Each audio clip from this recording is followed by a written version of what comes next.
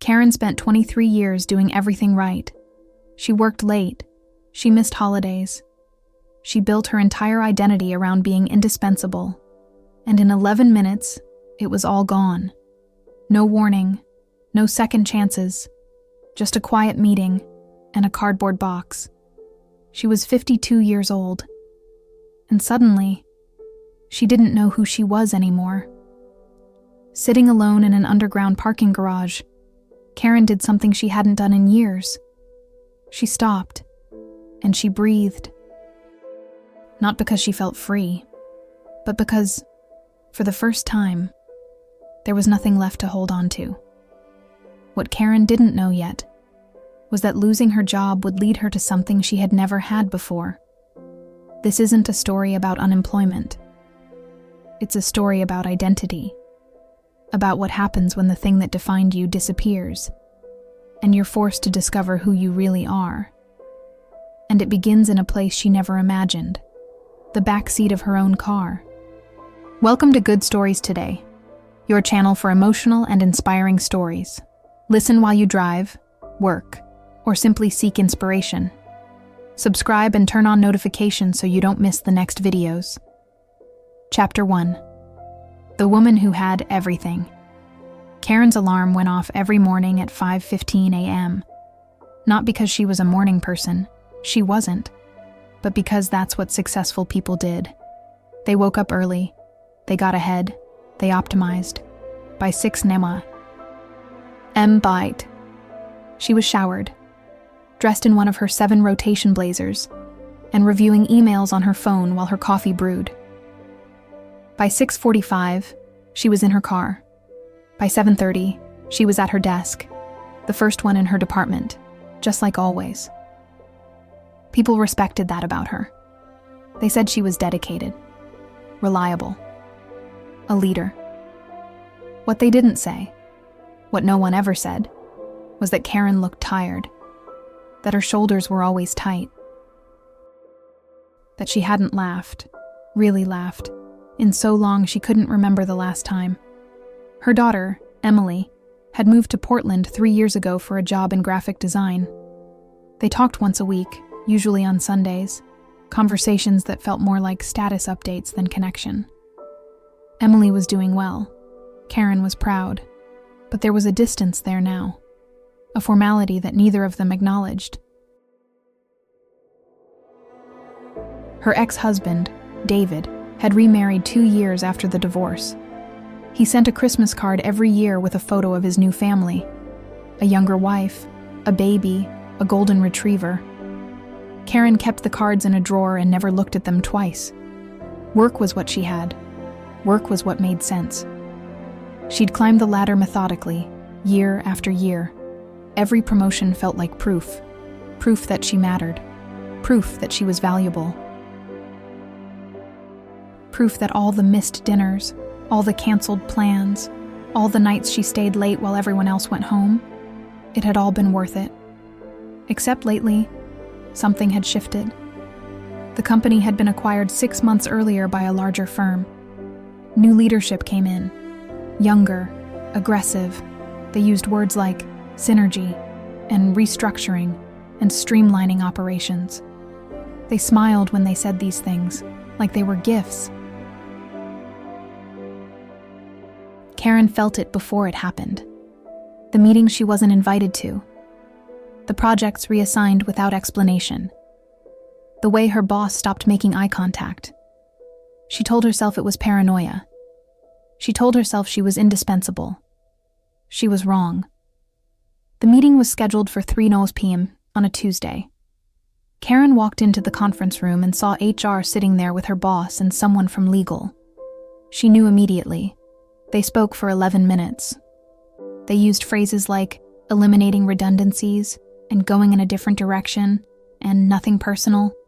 They offered her a severance package, 6 months' salary, a glowing recommendation letter, access to career transition services. Karen nodded.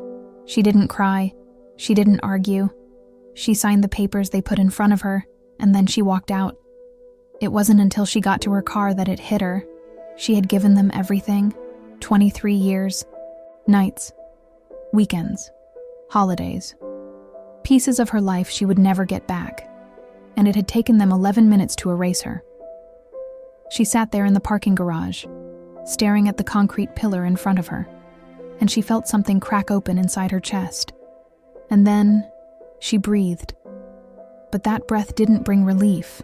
It brought terror. Because for the first time in decades, Karen had no plan, no structure, no identity. And the question that haunted her as she drove home that day was the one she'd been avoiding her entire life. Who am I without this? Chapter 2. The silence. The first week, Karen told no one. Not Emily, not her sister, not the 2 college friends she occasionally had lunch with, though she canceled their next meetup with a vague excuse about being busy. She kept her routine. She woke up at 5:15 a.m. She got dressed. She made coffee. But instead of going to the office, she sat in her living room and stared at her laptop, pretending to work on her resume. She opened the document a dozen times. She typed a few words. She deleted them. She closed the laptop. The silence in the house was unbearable. For years, she'd dreamed of having time. Time to read. Time to take a class. Time to just be. But now that she had it, the emptiness felt like a weight pressing down on her chest. She tried to fill the hours. She cleaned the house. She organized closets. She went to the grocery store in the middle of the day and felt like an imposter standing in the checkout line while everyone else was at work. At night, she lay in bed and scrolled through LinkedIn, watching former colleagues post about promotions and projects and achievements. She felt invisible, irrelevant, and worse, she felt ashamed because she was supposed to be successful. She was supposed to have it all figured out, 52 years old, and she'd built a life that looked impressive from the outside. But now, with the job gone, the life felt hollow. Who was she if she wasn't a VP? If she didn't have a title, a salary, a business card? She tried applying for jobs. She sent out her resume to 10 companies, then 20, then 30. Most didn't respond. The few that did sent polite rejections. Yet we've decided to move forward with other candidates. We'll keep your resume on file. She wasn't getting interviews. She wasn't even getting phone calls.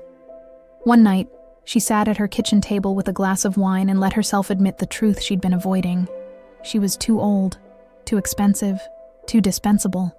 The world had moved on, and she was still sitting here, trying to figure out where she fit.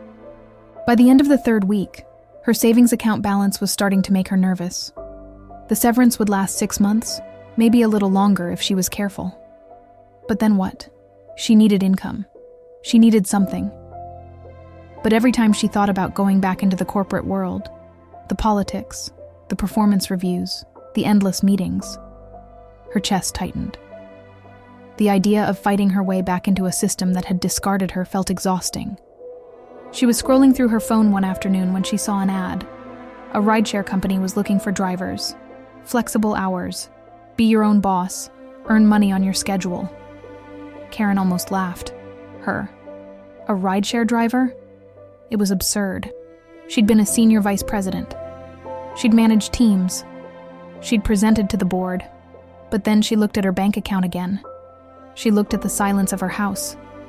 She looked at the days stretching ahead of her with nothing to fill them. And she thought, why not? It wasn't a career. It wasn't impressive. It wasn't something she'd ever tell her former colleagues about. But it was something. She downloaded the app. She uploaded her driver's license and insurance. She passed the background check. And 3 days later, she was sitting in her car in a grocery store parking lot, waiting for her first ride request. Her hands shook as she accepted it.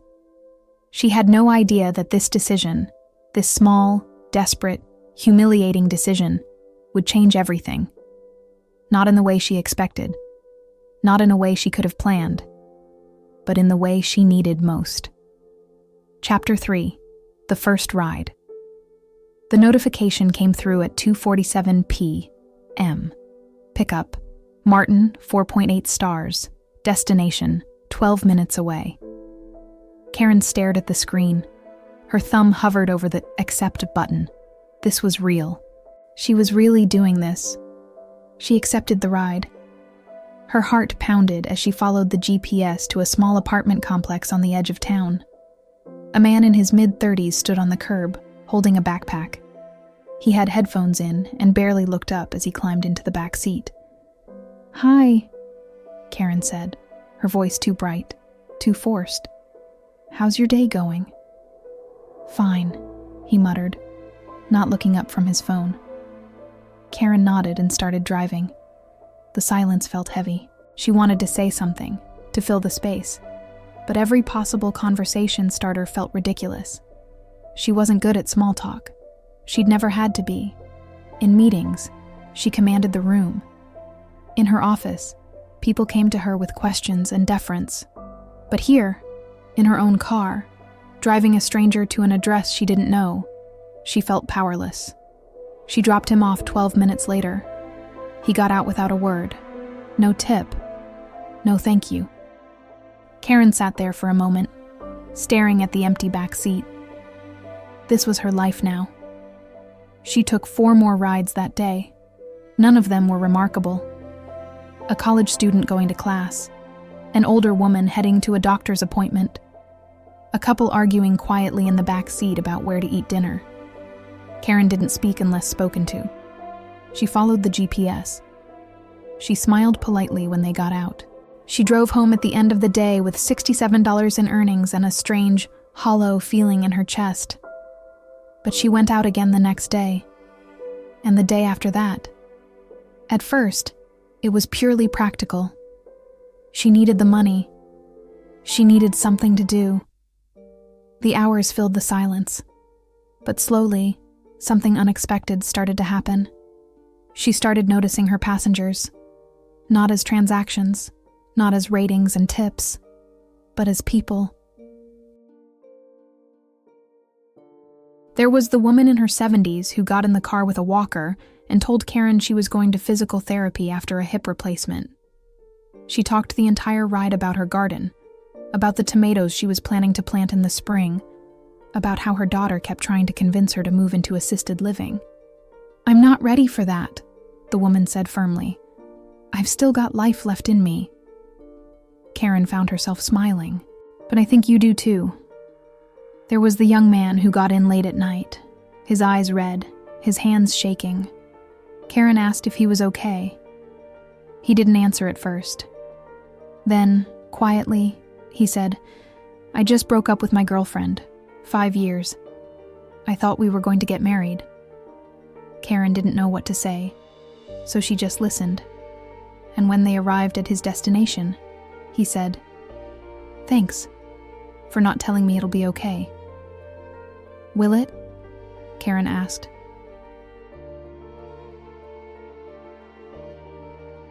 "I don't know," he said. "But I appreciated that you didn't pretend to know." There was the mother with 2 kids in car seats, exhausted and frazzled, trying to get to a birthday party on time. One of the kids was crying. The other was kicking the back of Karen's seat. "I'm so sorry," the mother kept saying. "I'm so sorry." "It's fine," Karen said, and she meant it. When they arrived, the mother handed her a $5 tip and looked at her with such gratitude that Karen felt something shift inside her. She realized something she hadn't expected. These people weren't interruptions. They were lives. Messy, complicated, beautiful lives. And for a few minutes, she got to be a small part of them. It wasn't what she thought she needed. It wasn't impressive or important or strategic. But it was real.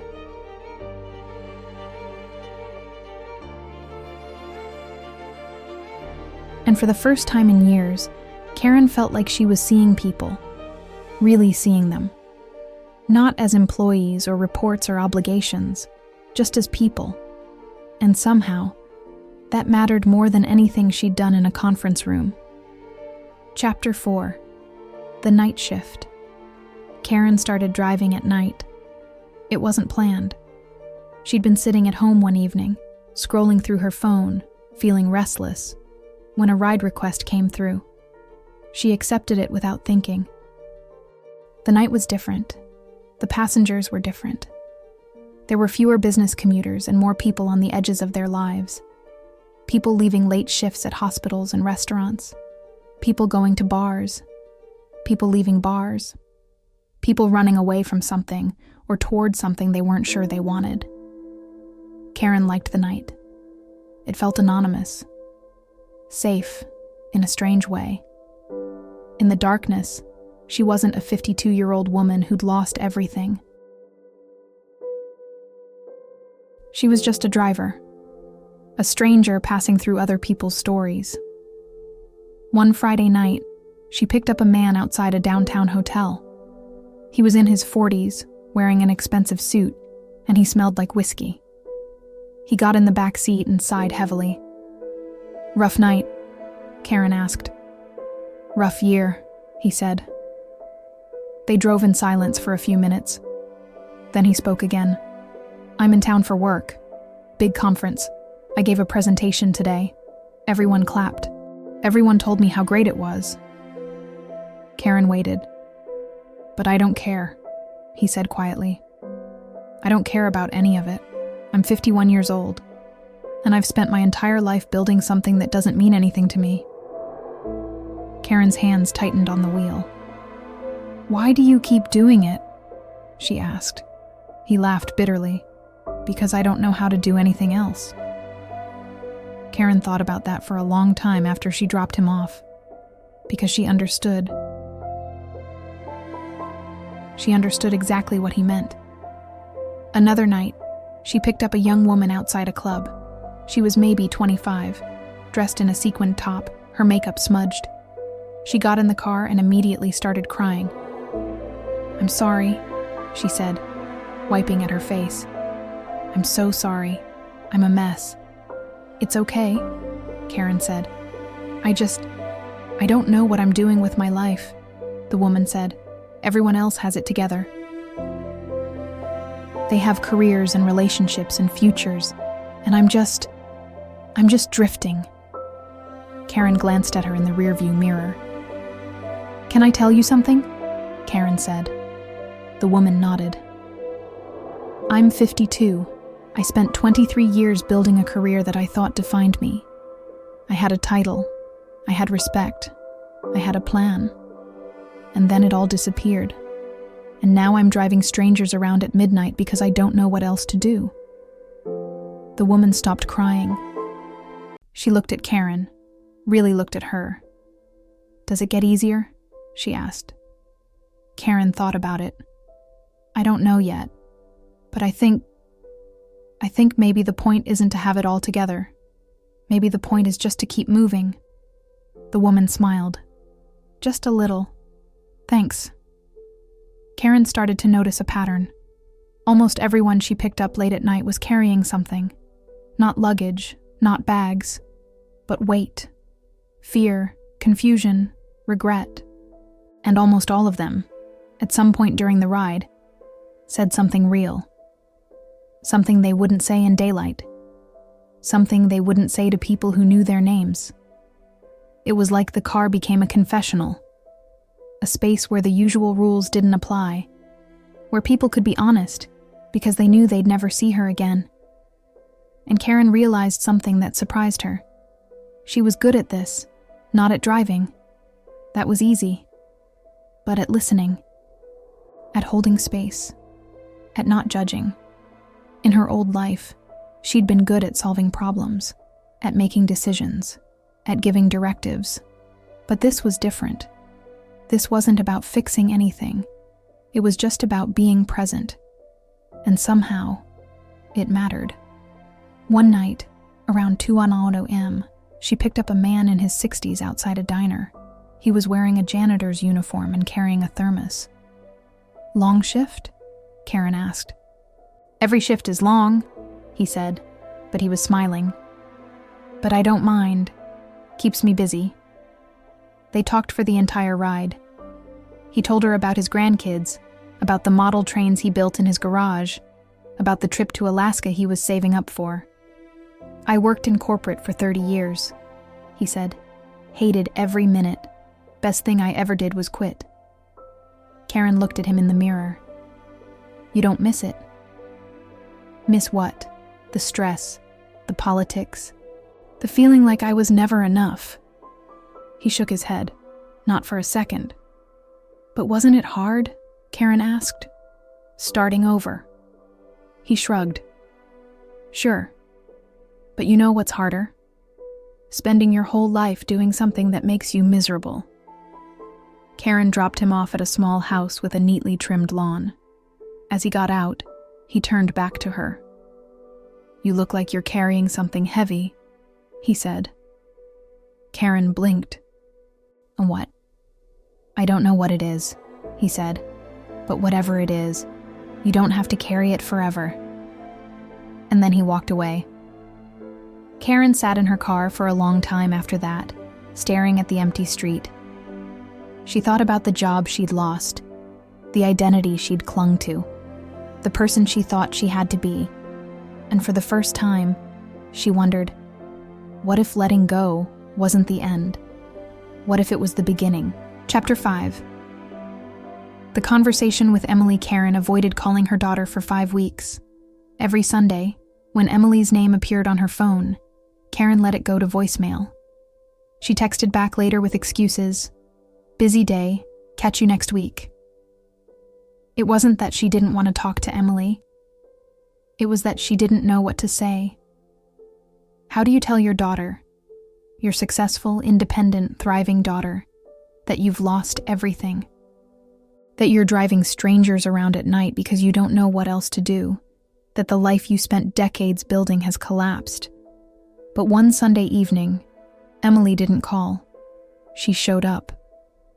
Karen heard the knock on the door and opened it to find her daughter standing there, arms crossed, worry written across her face. Mom, what's going on? Karen's chest tightened. What do you mean? You've been dodging my calls for over a month. You canceled lunch. You won't answer my texts. Emily stepped inside without waiting for an invitation. I called your office. They said you don't work there anymore. Karen closed the door slowly. Her mind raced. She could lie. She could minimize. She could tell Emily it was a mutual decision, a planned transition, nothing to worry about. But she was so tired of pretending. I got laid off, Karen said quietly. 6 weeks ago. Emily stared at her. 6 weeks? Mom, why didn't you tell me? Because I didn't want you to worry.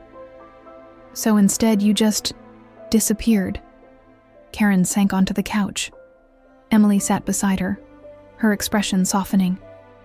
Mom, I'm not a kid anymore. You don't have to protect me from bad news. I know. Karen's voice cracked. I didn't know how to tell you that I failed. Failed? Emily looked at her in disbelief. You didn't fail. You got laid off. That's not the same thing. It feels the same, Karen said. I gave them everything. Emily, 23 years, and it didn't matter. I didn't matter. Emily reached for her mother's hand. You matter to me. Karen looked at her daughter, really looked at her, and felt tears welling up for the first time since the day she lost her job. I don't know who I am without that job, Karen whispered. I built my whole life around it. And now it's gone, and I don't know what I'm supposed to do. Emily squeezed her hand. Then maybe it's time to figure out who you are without it. They talked for 2 hours.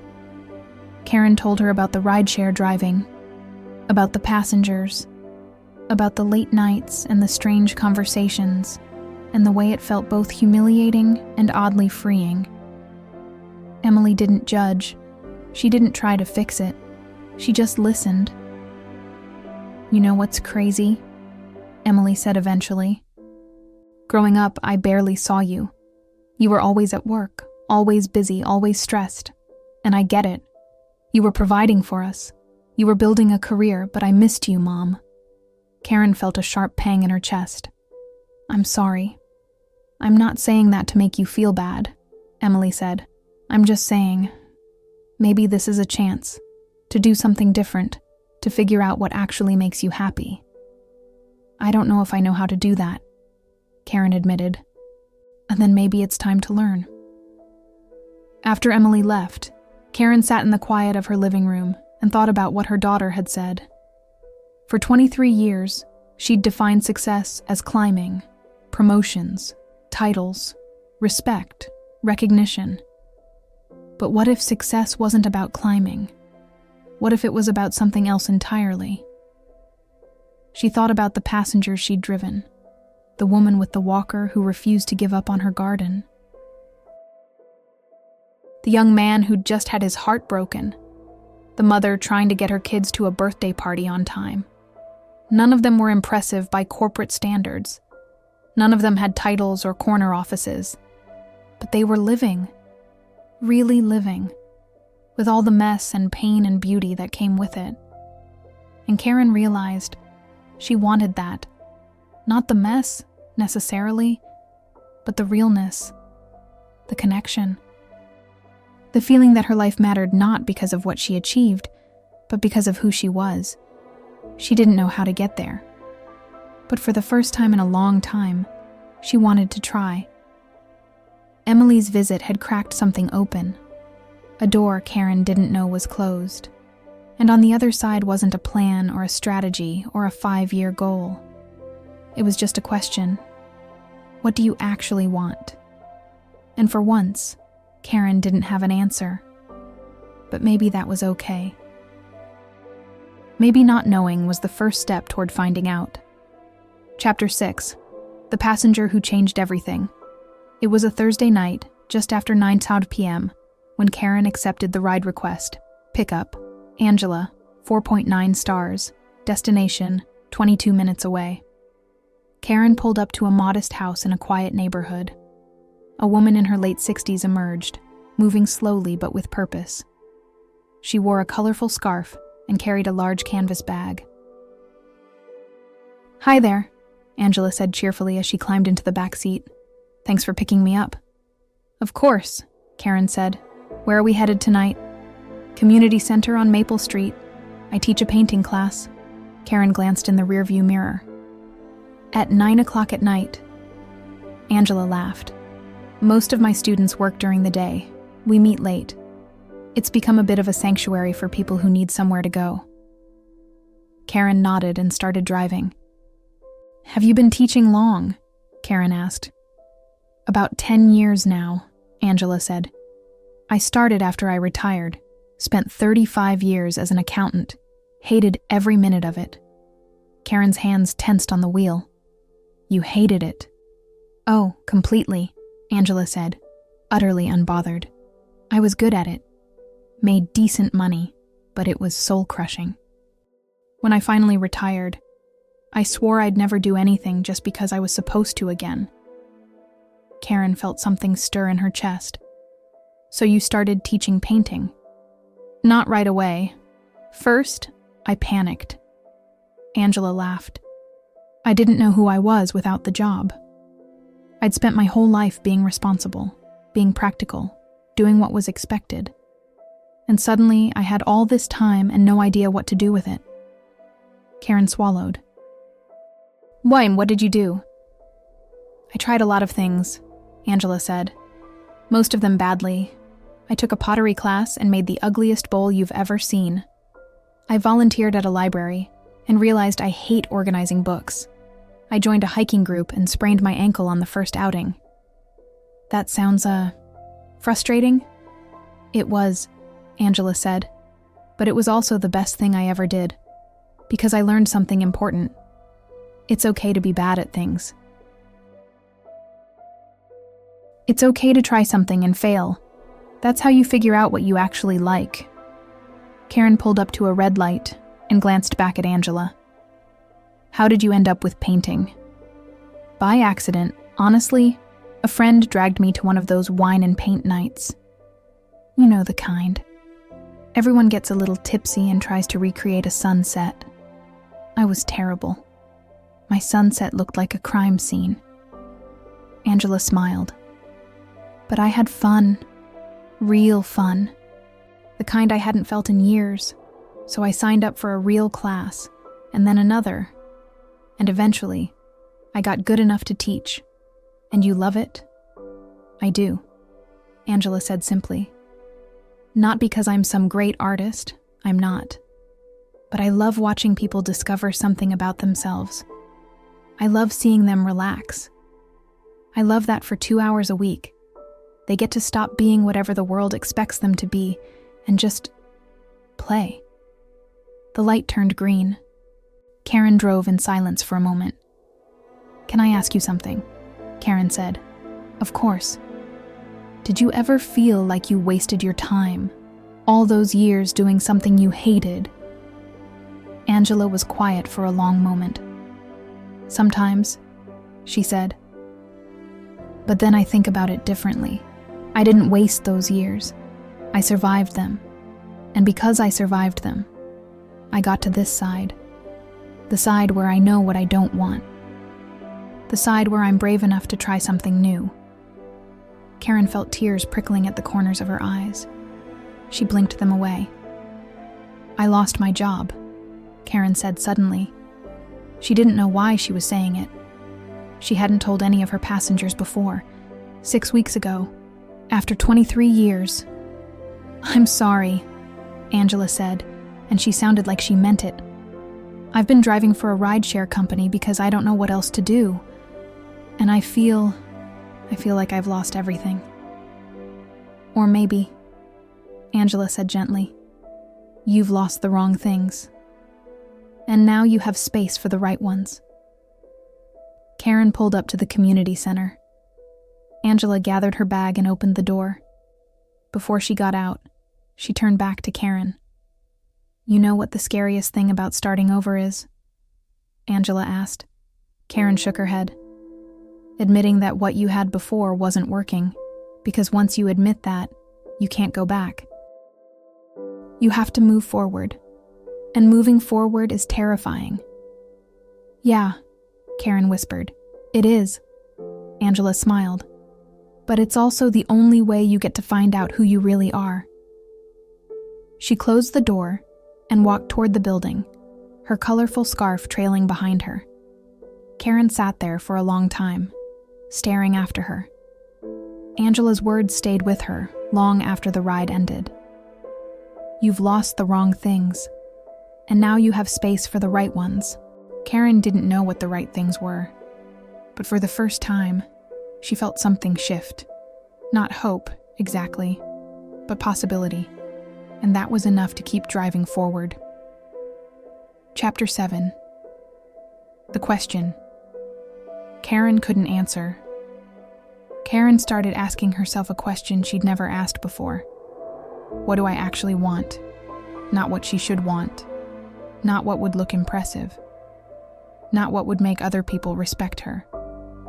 What did she want? She realized, with a kind of quiet horror, that she didn't know. For decades, Karen had made decisions based on external measures. The salary, the title, the recognition. She'd climbed because that's what you were supposed to do. She'd worked late because that's what successful people did. She'd sacrificed time with Emily, time with friends, time for herself, because that's what it took to get ahead. But get ahead to where? She was 52 years old, and she had a resume full of accomplishments that didn't mean anything to her anymore. She had a savings account that was slowly dwindling. She had a daughter who loved her but had grown up without really knowing her. She had a car full of strangers, stories, and a growing sense that the life she'd been living wasn't actually hers. One afternoon, Karen sat at her kitchen table with a notebook in front of her. At the top of the page, she wrote, "What do I want?" She stared at the blank space below. She picked up the pen. She set it down. She picked it up again. She wrote, "A job." Then she crossed it out. She wrote, "Security." She paused. That was true, but it wasn't the whole truth. She wrote, "To feel like I matter." Her hand stilled. She stared at those words. That was it, wasn't it? The thing she'd been chasing her whole life. The reason she worked so hard. The reason she sacrificed so much. She wanted to matter. But to who? To her bosses. They'd discarded her without a second thought. To her colleagues. Most of them hadn't even reached out after she left. To strangers on LinkedIn who measured worth in titles and promotions. Karen set down the pen and pressed her palms against her eyes. She'd spent 23 years trying to prove she mattered by corporate standards. And in the end, it hadn't mattered at all. So what did? That night, she drove again. She picked up a man in his 30s who worked at a warehouse. He was exhausted, dark circles under his eyes, but he smiled when he got in the car. "Long day?" Karen asked. 12-hour shift, he said. "But it's okay. My daughter's got a dance recital this weekend, and I took Saturday off to see it." Karen glanced at him in the mirror. "That's nice." "She's 6, he said, his face lighting up. "She's been practicing for weeks. She keeps making me watch her routine over and over. I've probably seen it 100 times. He laughed. "And I'll watch it 100 more. Karen felt something tighten in her chest. "You must be a good dad," she said quietly. He shrugged. "I try. I work a lot. Miss a lot of dinners. But I show up when it counts, you know? That's what matters." After she dropped him off, Karen sat in her car and thought about Emily's childhood. The recitals she'd missed. The school events she'd skipped. The evenings she'd come home too late and too tired to do anything but collapse into bed. She'd told herself it was worth it, that she was providing, that Emily understood.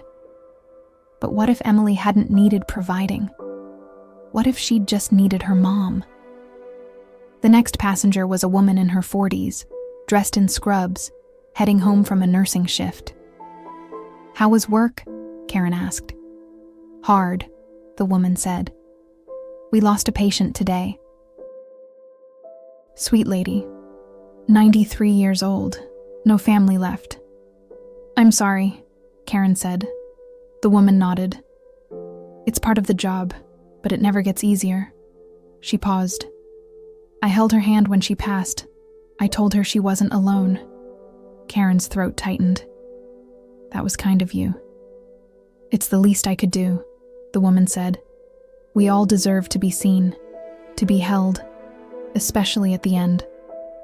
Karen thought about that for the rest of the night. We all deserve to be seen. When had Karen last felt seen? Not as a VP, not as a number on a spreadsheet, but as a person. When had she last seen someone else that way? By the time Karen got home, it was past midnight. She was exhausted, but she opened her notebook again and stared at the question. What do I want?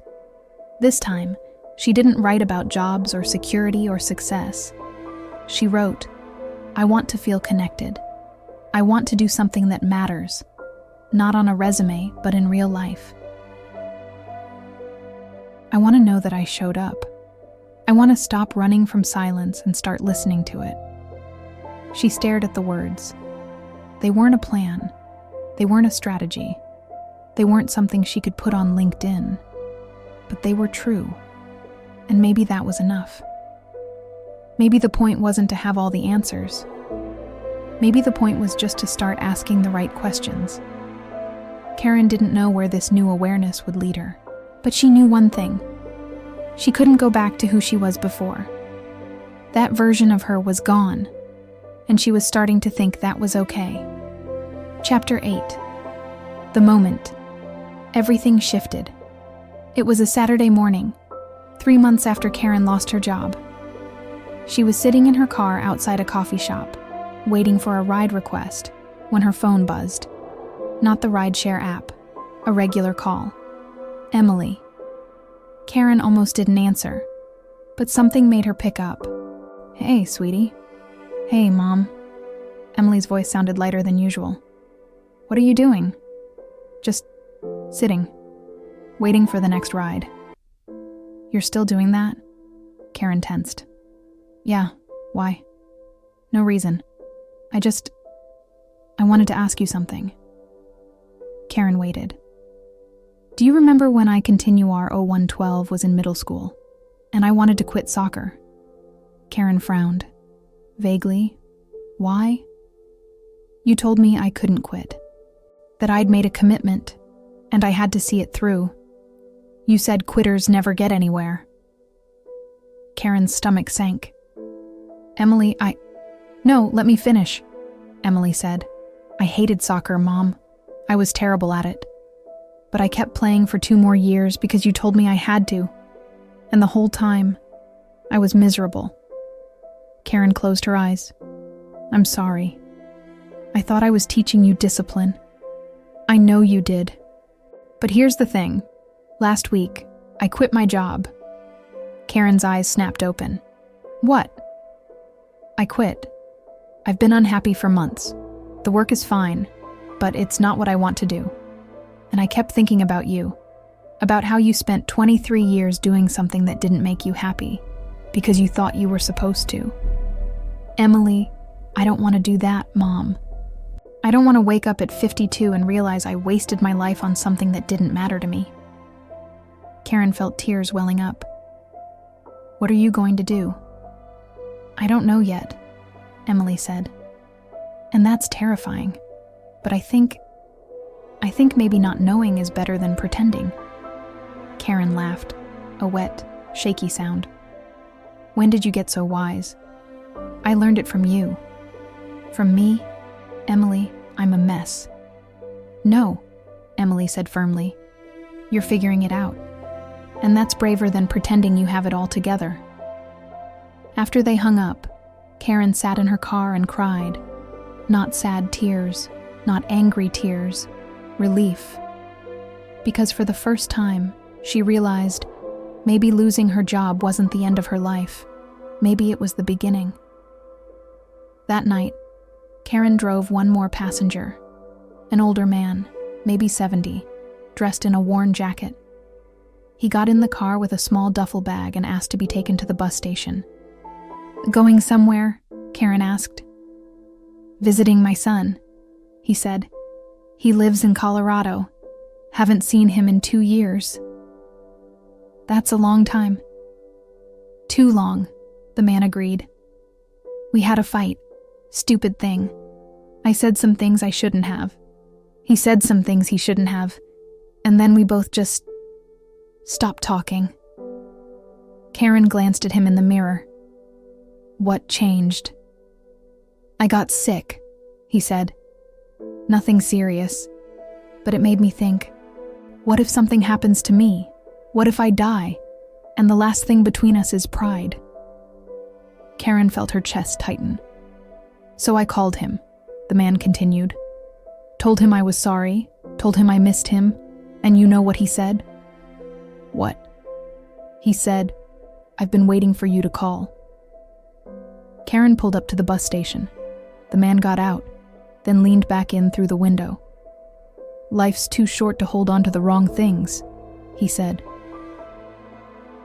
Don't wait as long as I did. Karen drove home slowly that night. She thought about her ex-husband, David. They hadn't spoken in years beyond polite, transactional texts about Emily. She thought about her sister, who'd called 3 times in the past month, and Karen had ignored every call. She thought about the college friends she'd drifted away from because she was always too busy. She thought about all the relationships she'd sacrificed for a job that hadn't cared about her in the end. And she thought, what am I still holding on to? Not her career. That was gone. Not her title.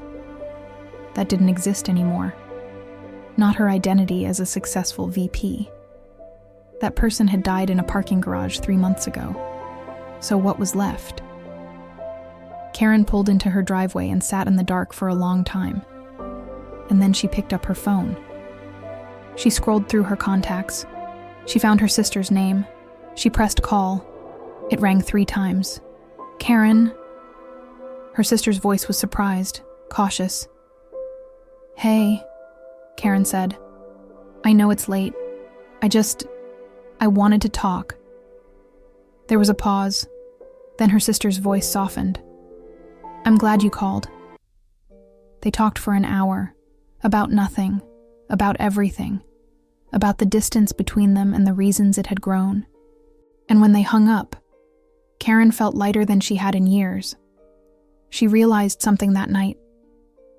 The job had never been the problem. The title, the salary, the respect, those weren't what had broken her. It was the way she'd used them to avoid everything else, to avoid connection, to avoid vulnerability, to avoid being seen as anything less than perfect. And now, with all of that stripped away, she had a choice. She could rebuild the same walls. Or she could try something different. She could try being real. Chapter 9, Finding Something New. Karen didn't stop driving for the rideshare company, but she stopped thinking of it as a failure. One evening, she picked up a woman named Grace. Grace was in her late 40s, carrying a laptop bag and a travel mug. "Late night at the office?" Karen asked. "Always," Grace said with a tired smile, "but I'm used to it." They drove in silence for a few minutes. Then Grace spoke again. "Can I ask you something?" "Sure," Karen said. "Do you like this, driving people around?" Karen thought about it. "Sometimes, it's not what I imagined doing, but I meet interesting people. I hear their stories." "Do you ever wish you were doing something else?" Karen glanced at her in the mirror. "All the time. But I think I'm learning that what you do isn't the same as who you are." Grace stared out the window. "I need to remember that." Karen started paying more attention to the patterns in her days. The passengers she connected with most weren't the ones who treated her like a service. They were the ones who saw her, who asked her questions, who shared pieces of themselves. And she realized this was what had been missing from her old life. Not the work itself, but the humanity in it. She'd spent years managing people, but she'd never really known them. She'd been so focused on metrics and outcomes and performance reviews that she'd forgotten what it felt like to just talk to someone, to listen, to care. One afternoon, Karen got a message from a former colleague. They wanted to meet for coffee. Karen almost declined.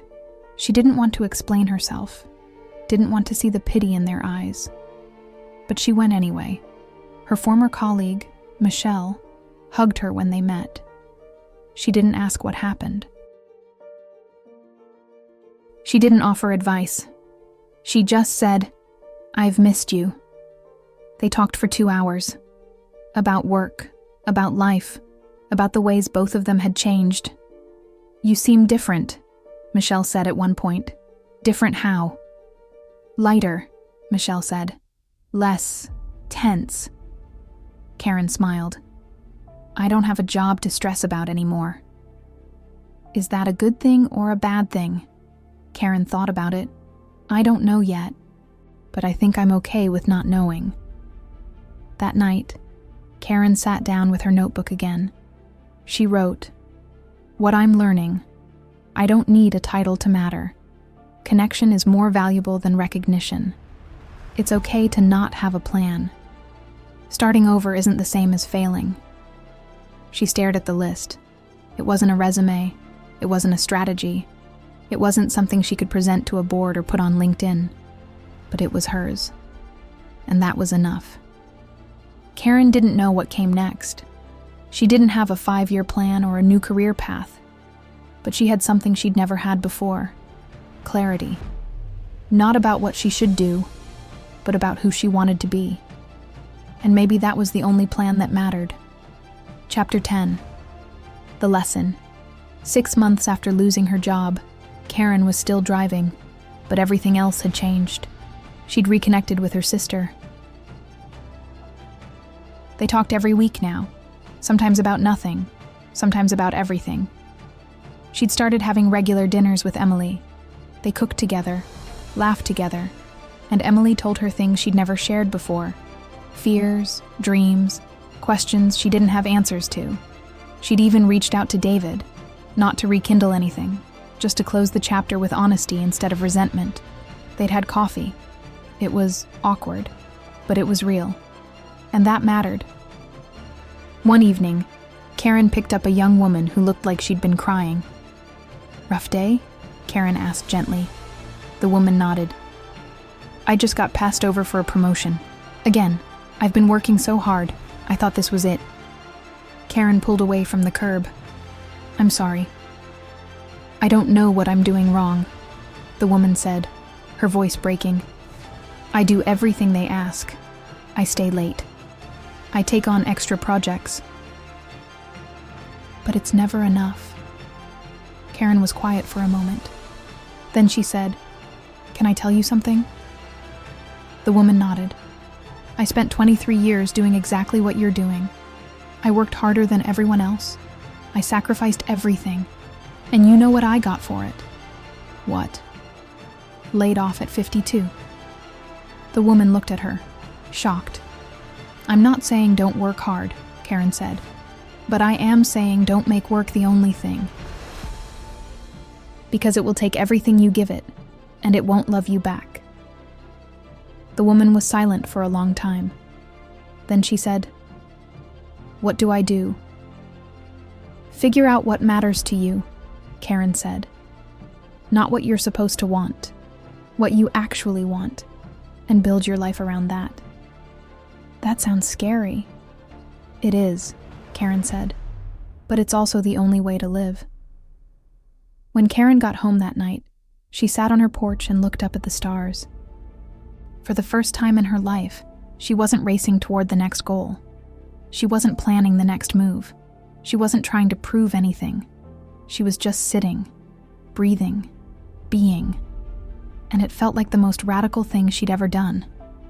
A few weeks later, Karen got a call from a recruiter. They'd seen her resume. They had a VP position open at a mid-sized firm. Great salary, great benefits, great opportunity. Karen listened to the pitch. And then she said, "Thank you, but I'm not interested." The recruiter was surprised. "Are you sure? This is a really good opportunity." "I'm sure," Karen said. Because she was. Karen didn't know what her future looked like. Maybe she'd keep driving. Maybe she'd find something else. Maybe she'd go back to school. Maybe she'd start a nonprofit. Maybe she'd do something she hadn't even thought of yet. But whatever it was, it would be on her terms. Not because someone told her it was impressive, not because it looked good on paper, but because it felt right. She'd lost her job at 50, and in losing it, she'd found something she'd never had before. Herself. Not the version she thought she was supposed to be, but the version she actually was. Messy, uncertain, imperfect, real. And that was worth more than any title she'd ever had. Conclusion. So here's what I want you to think about tonight. What are you holding on to that you don't actually want? Is it a job that's draining you? A relationship that's making you smaller? A version of yourself that you built to impress other people? What would happen if you let it go? I know that's terrifying. Believe me, I know. But what if, just what if, on the other side of that fear is the life you were actually meant to live? Not the one that looks good. The one that feels right.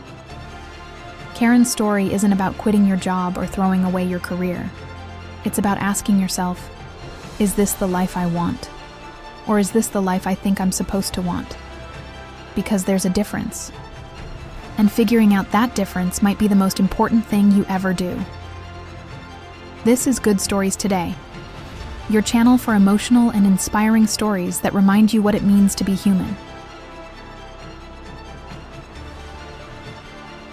If this story made you think, made you feel, or made you question something in your own life, do me a favor, subscribe, turn on notifications.